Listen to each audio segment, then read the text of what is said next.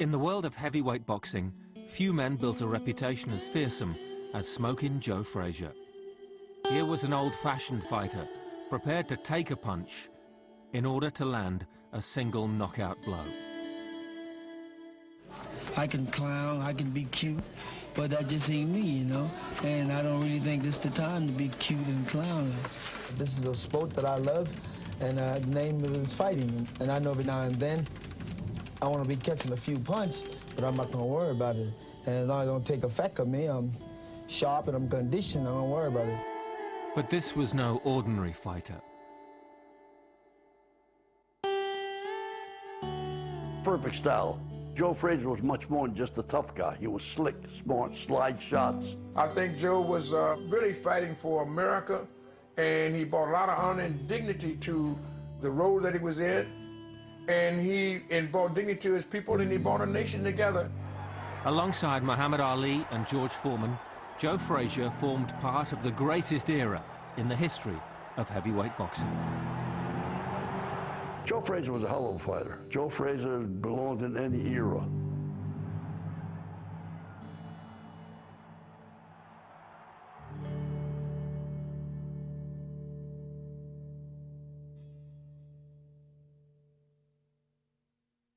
Joe's gonna come out smoking, and I ain't gonna be joking. I'll be pecking and a-poking, pouring water on his smoking. Then this might shock and amaze you, but I will destroy Joe Frazier. The story of Joe Frazier is a story of two men. Frazier was the man who took Muhammad Ali's title, Ali the man who publicly humiliated Frazier. But neither could have reached the heights they did without the other.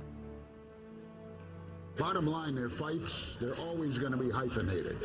You can't say one without the other, especially Frazier. It's Ali Frazier hyphen in there. If Joe Frazier whoops me, I'm getting on my hands and my knees, crawl across the ring, look up to you, say, you're the champion. Well, I tell you what, I don't, you might just be on the floor.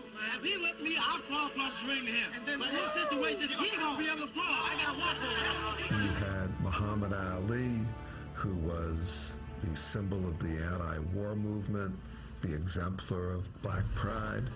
And then on the other hand, you had Joe Frazier, who fairly or unfairly had become the fighter of the establishment, the status quo.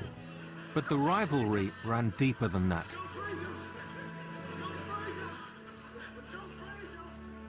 I guess if you've been around this guy long enough, you know what I mean, somehow you could have a lot of hate in your heart, you know, when that bell rings. But otherwise, you look at him and laugh, there's something wrong with the guy. You gotta be safe. Frazier internalized, boiled over. I don't know that it's unfair. He was hurt. But, you know, how do people show their hurt? Some in anger come out, some ignore, and some just burn inside. For almost 50 years, Joe Frazier burned inside.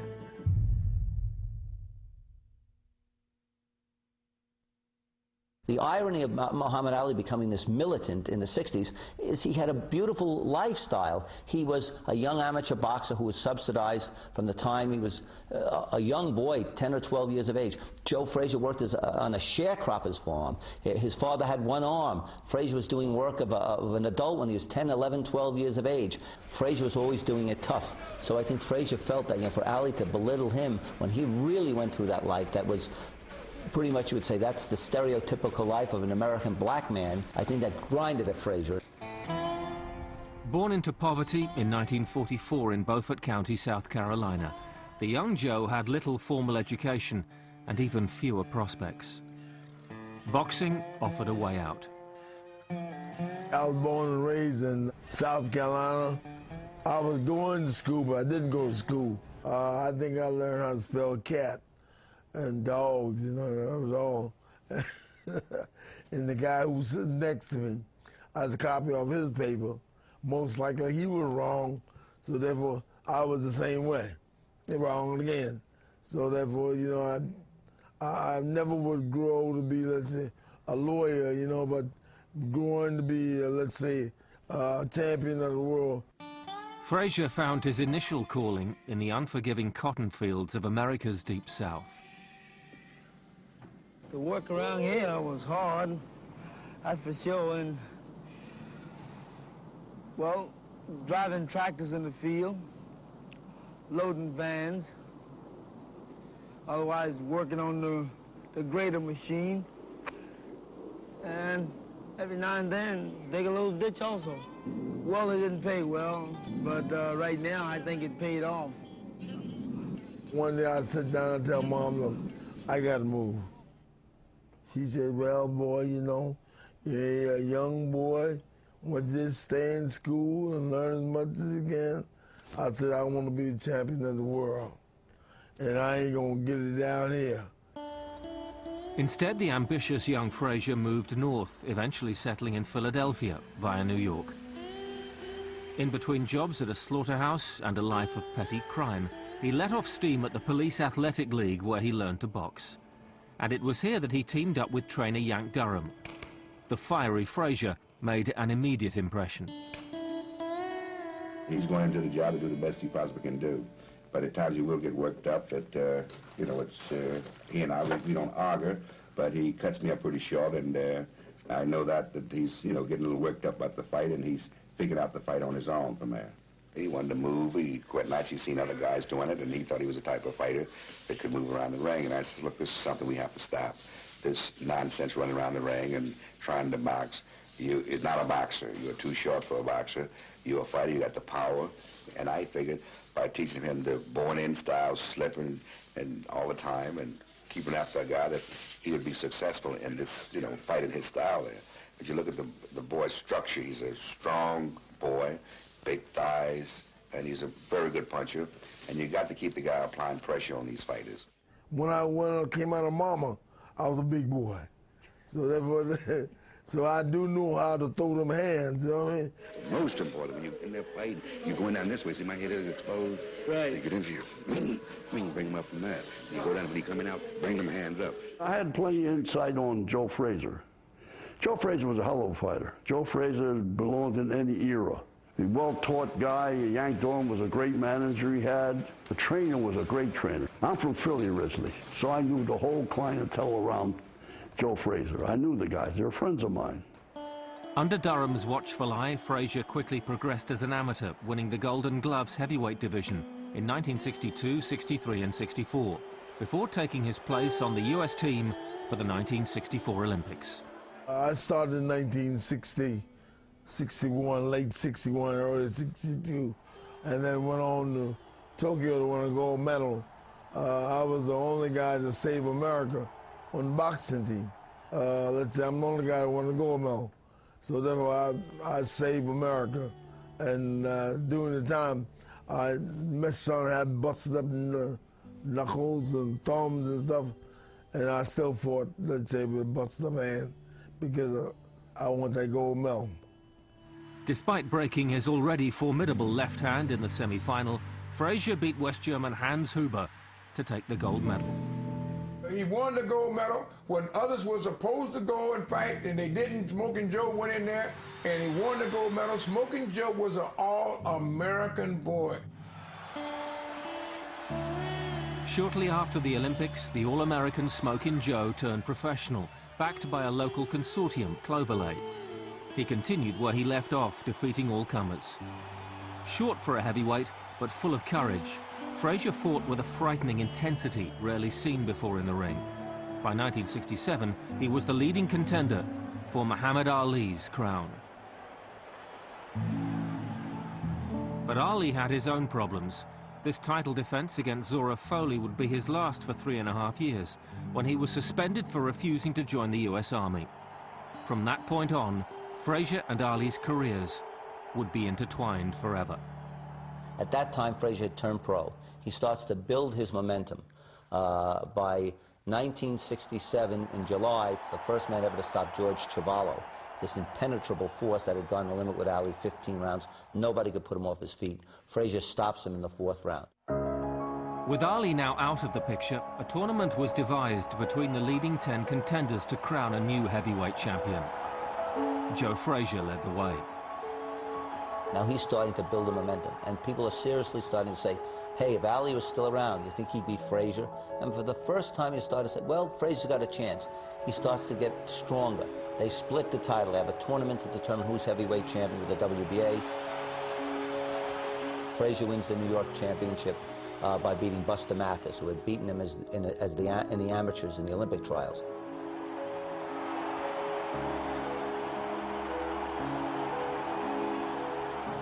He comes back and knocks out Manuel Ramos. Now there's rumblings of Ali coming back again. Joe Frazier and his left hook were leaving a mark on the division. But Ali refused to accept the legitimacy of anybody willing to declare themselves the heir to his throne. I am the two-time United States Golden Glove champion, two-time United States National AAU champion, World Olympic gold medal winner. When Mr. Joe Frazier first came into the light, I was defending my title against Zora Foley for the 10th time. I defended my title, defeated the best. When Mathis and I won the title, then he was like running around talking about I got this title, and he wants to beat me up. I mean, I was ugly, you know what I mean? And say I couldn't talk and I couldn't walk. I was too small to be a champion. But never, I had no problem kicking his butt. If Ali was to come back, though, he wanted Joe Frazier. Hey, fellas, to see Joe Frazier, holler. Trying to find Joe Frazier. There's talk he's going to fight on an Indian reservation. Talk he's going to fight up in the Goodyear blimp. Talk here they're going to put him in some island to fight. All these crazy possibilities of him coming back and fighting. One more time, who's the champ of the world? Despite the protestations, Frazier only had his sights set on becoming the official heavyweight champion. A fight against Jimmy Ellis in February 1970 gave him that chance. Ellis was easier than Mathis. Jimmy wasn't no heavyweight. You understand? Jimmy grew from middleweight to light heavy, then heavyweight. So it makes a difference. But by August 1970, Ali was back. And after 3.5 years in exile, that meeting with Frazier was closer than ever. Then they announced that Ali's making a comeback in Atlanta, and he stops Jerry Quarry in October. Frazier comes back and destroys Bob Foster, the light heavyweight champion, in November. And now the stage is set. You know, every contender's been knocked down. It's like these two guys in the old West, the one in white and the one in black, and they face off in the gunslinging showdown, and there's nobody else standing. I'll get you. You done nothing, man. I don't get you. And like everybody's anticipating this fantastic fight is about to happen. The date was set for March the 8th, 1971, at New York's Madison Square Garden. It was billed as the fight of the century.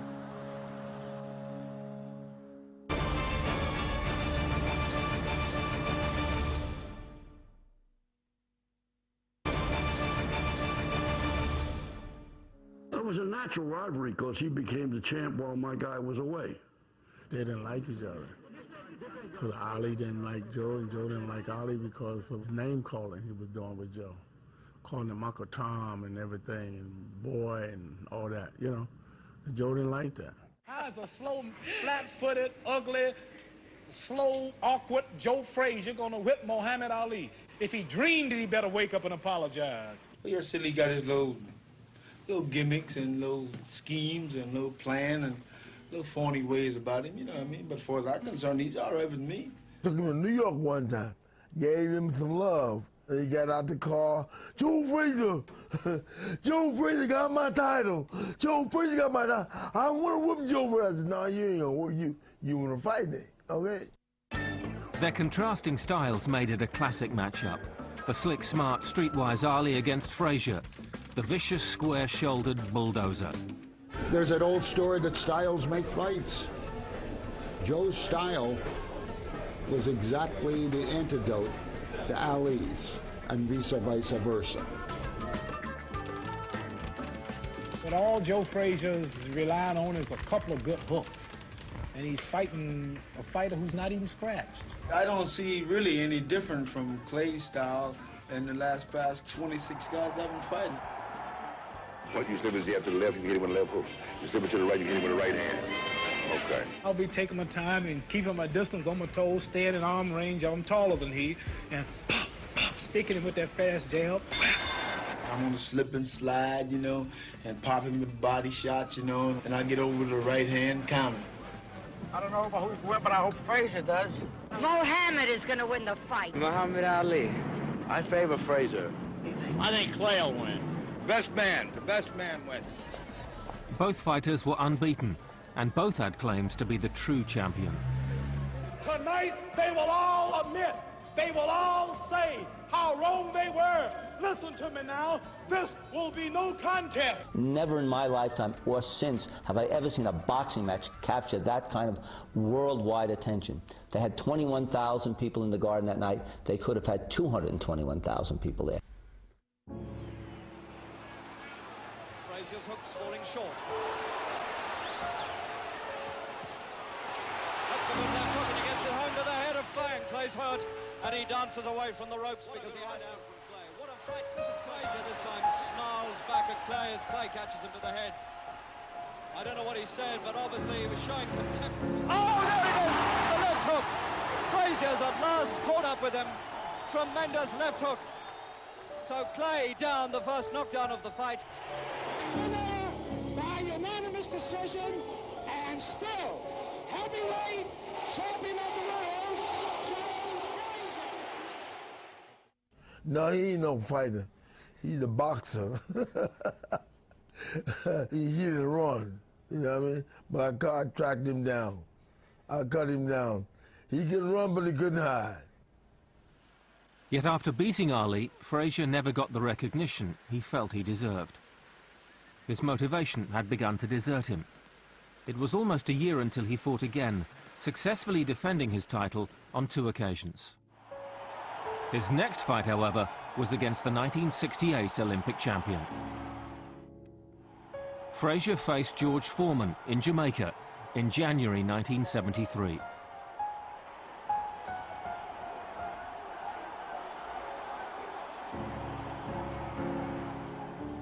Foreman arrived with a fearsome reputation, and what followed was devastating. Knocked down 6 times in just 2 rounds, Smokin Joe lost both his title and his reputation. I got stopped, I got hit with a good shot, and I got cut, so they stopped the fight, you know what I mean? But back to the drawing board. The drawing board meant another fight with his nemesis, Muhammad Ali. They met again in 1974, a disappointing fight that Ali won on points. But Ali then beat George Foreman to regain his heavyweight title, setting the stage for a third and deciding fight with Joe Frazier. Would you believe I'd beat Frazier and beat Norton and their god Foreman? Now I would be the champion again and the world bowing and all those chumps are knocking on my door. Here I am. The venue for their decider was Manila in the Philippines, but the animosity had deepened. This time Ali's insults took on an uglier connotation. This time there was real contempt. Joe felt, and not unjustifiably, that Ali demeaned him, and in many ways he did. Ali frequently mocked his opponents. Joe Frazier is so ugly, his face should be donated to the Bureau of Wildlife. The one time he went over the line, and he did it several times, was with Joe Frazier. The first fight, he branded Joe an Uncle Tom. The second fight, he called him ignorant. The third fight, he labeled Joe a gorilla with all of the ugly racial stereotyping that involves. Man's too slow. Man's too ugly. Man can't think. He's a geechee. He's some snuffs. There he is, Joe Frazier. Joe Frazier. Joe Frazier. Joe Frazier. I can't see anywhere I look like any gorilla. I just overlook all of it anyway, because when a guy speak upon another man like that, he's not quite sure himself. More than anything, Frazier wanted revenge. Unwilling and unable to compete with Ali's razor-sharp tongue, his sole aim was to let his fists talk for him. It's not going to be a first-round knockout. If it gets to that point, I want to go over and help him up. You understand? I want to take him to the distance. I want to take him to the bridge. 15 rounds. I want to beat on him. I figure like when you knock a man out, you take him out of his misery. Suffer him a little, beating on him, that hurts him more than anything in the world.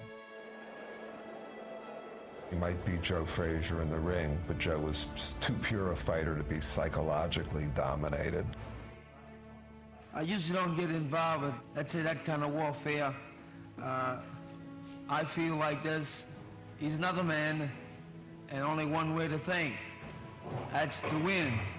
Don't pay attention to what he's saying. I think the main thing about it that he would like for his opponent to get all riled up and get carried away. That way you kind of forget what your plans are. The fight would go down as perhaps the most brutal heavyweight encounter of all time. The oddity of that fight was that it took place indoors. It was at Arrownet Arena. Tin roof, hot, Klieg lights. I don't know how both fighters survived the fight. That was an incredible fight. Neither guy was as good as he had once been, but their downward curves intersected at just the right point.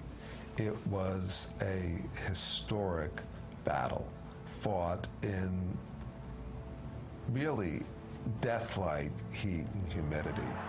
With a mixture of shock and awe, the world watched two aging gladiators exchange devastating blows for 14 rounds. Joey Eisenberg had a wonderful line about that fight. He said they weren't fighting for the heavyweight championship of the world. They were fighting for the heavyweight championship of each other. Frazier had been going blind in his left eye since 1962. And in the final rounds, Ali closed his right eye, plunging him into darkness. Frazier's trainer, Eddie Futch, had seen enough, stopping the fight at the end of the 14th round, just when many felt Ali had been seconds away from retiring on his stool. This eye was closed, so therefore I could have got hurt. He said, no, let's stop it. No, no, no, no, no. I said, come on, Ed, no, no, no. But then we didn't know that Muhammad wasn't going to come out. That's not our job. Our job is concerned with our corner. And he knew that I couldn't see out of this eye. This one was closing. So he called the shot. My job was to fight. His job was the trainer. You know what I mean? And so if he had seen something that I didn't see, that was his place to call the shot. Frazier always maintained he was prepared to risk death to beat Ali that morning in Manila.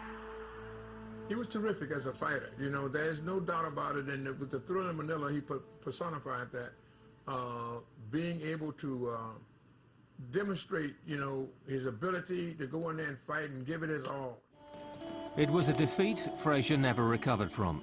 He fought just twice more, finally retiring in 1981. But it was still the shadow of Ali, now in deteriorating health, who dominated his thoughts. Well, I talked to Joe, and Joe said, look, he said, I can't talk. Look at him, he can't talk at all. See, he said, God don't like that. God don't like ugly. He talked about everybody. Now, look at him. Frazier retained that bitterness towards Ali for the rest of his life. He retired into relative anonymity to help run his own gym in Philadelphia for several decades, until he faced a battle against liver cancer at the age of 67. He lost his final fight to the disease in November 2011. In poor health himself, Ali attended the funeral. God bless your spirit, Joe. You know what I mean? And I know that the Lord is welcoming you, that another gladiator has came. Another one has walked into the doors and the portals of heaven, and your spirit and your legacy will live on. He was a great man. I love him, and I love his family, and I think all of them, then America can join hands together and applaud Smokin Joe Frazier, a true American hero. Uncomplicated but dignified, a brutal and intense fighter, Frazier won 32 of his 37 fights, 27 of them by knockout. The only men to ever beat him were Ali and George Foreman. Smokin Joe Frazier so often had to share the limelight, but he was a true great champion in his own right.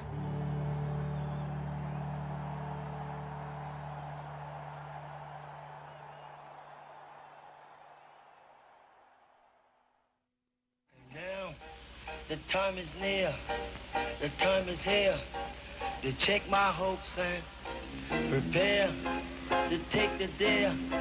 It's time to climb right through them ropes and face a man who has a plan and states that plan, not in a shy way. Well, that's his right. Come to fight, I'll fight him out.